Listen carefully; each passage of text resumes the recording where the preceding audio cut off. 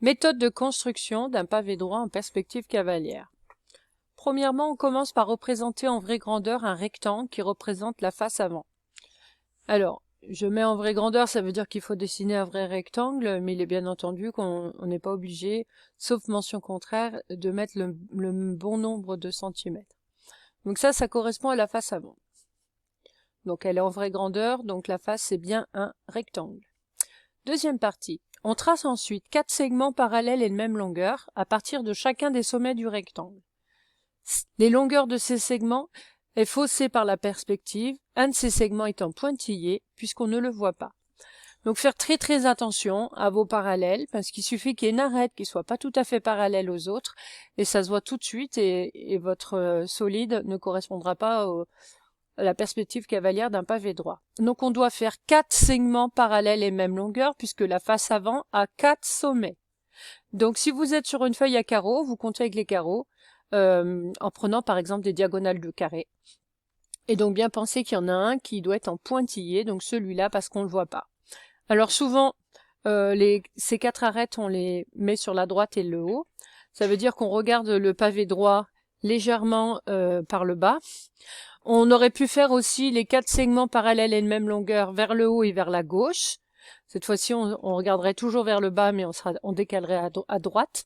C'est le point de vue en fait de la personne qui observe qui change. Ou alors on aurait pu faire les 4 traits parallèles même longueur vers le bas. Donc soit vers la gauche, soit vers la droite. C'est le point de vue qui change. D'accord? Donc vous faites comme vous voulez. Et donc il y a 4 possibilités. Ensuite, la taille de ces arêtes, c'est la longueur que vous voulez, puisque de toute façon, elle est faussée par la perspective cavalière. Donc cette longueur-là, on la fait comme on veut. Troisième partie, on trace ensuite le rectangle qui correspond à la face arrière, donc ici. Deux des côtés du rectangle sont en pointillé, puisqu'on ne les voit pas. Et la face arrière a les mêmes dimensions que la face avant, donc vous devez avoir 2 rectangles identiques. Alors, avec ce point de vue, là on voit bien que ça c'est la face avant. Si jamais vous changez vos pointillés, si on change les pointillés de place, ce rectangle-là peut devenir la face avant. Du coup, celui-là c'est la face arrière. Ce qui veut dire que ce trait-là, on le voit, celui-là, on le voit pas. Et donc, ça serait ces segments-là qu'on voit pas.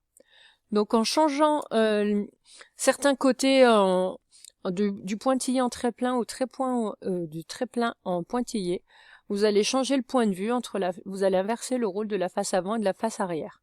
Donc, c'est un exercice qui n'est pas facile à visualiser. Donc, on n'est pas tous égaux sur la représentation en géométrie dans l'espace. Donc il y a des élèves qui vont voir tout de suite et d'autres ça sera plus compliqué.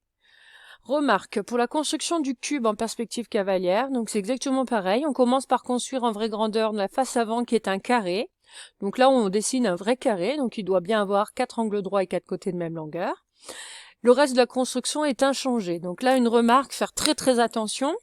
Donc les arêtes obliques ici, vous ne les faites pas de la même dimension que votre carré qui correspond à la face avant.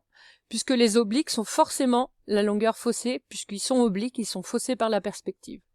Donc vous faites votre vrai carré pour la face avant, vous faites des segments parallèles et même longueur de la taille que vous voulez, et j'insiste dessus, de la taille qu'on veut, plus petit, voire plus grand, ça dépend tout ça changera simplement l'angle d'observation.